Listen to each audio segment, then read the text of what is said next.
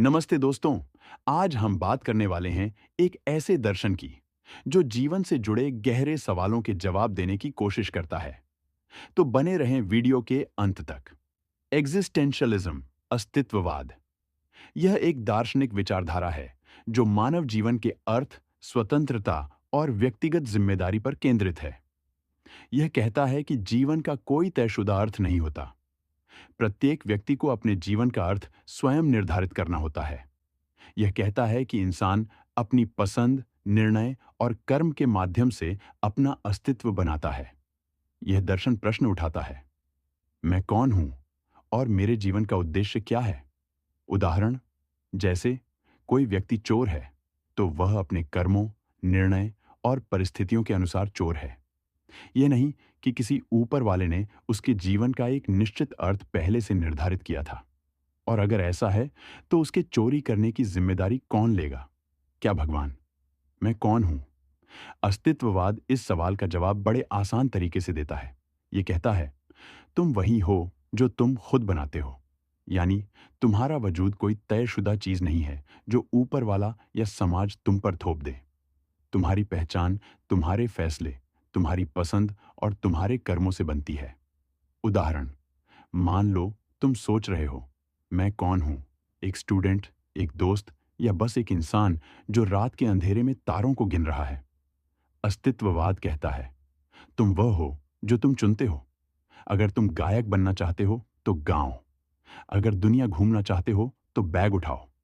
तुम्हारा वजूद तुम्हारे एक्शन से बनता है, न कि किसी जन्मजात पहचान से। सीधे शब्दों में, तुम कौन हो का जवाब है, तुम अपनी कहानी के लेखक हो और तुम्हारा हर फैसला तुम्हें डिफाइन करता है। इसके प्रमुख विचारक, अस्तित्ववाद का जन्म 19वीं शताब्दी में हुआ और इसके पिता के रूप में हम सोरेन कीरकेगार्ड को जानते हैं।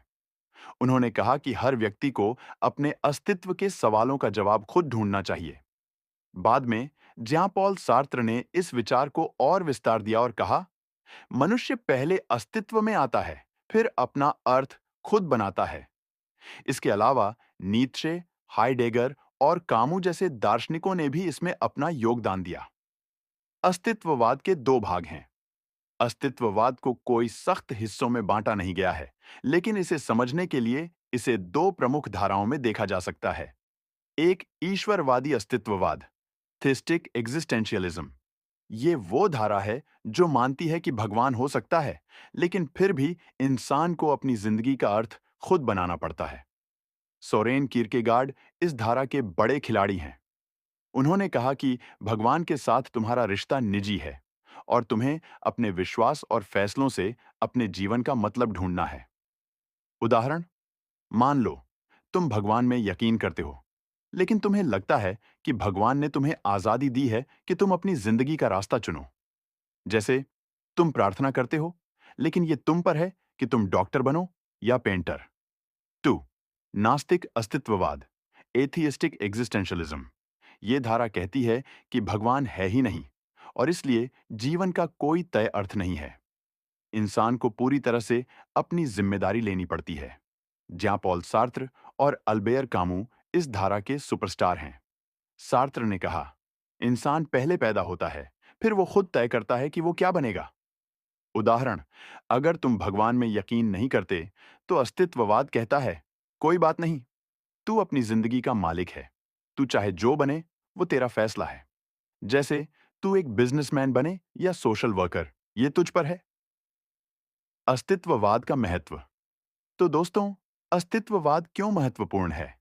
ये हमें सिखाता है कि हम अपनी जिंदगी के मालिक खुद हैं।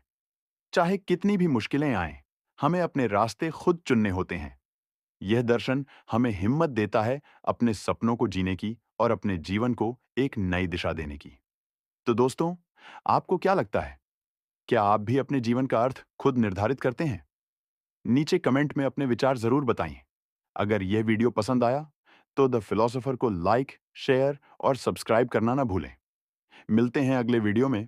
तब तक अपना ख्याल रखें और सोचते रहिए। धन्यवाद।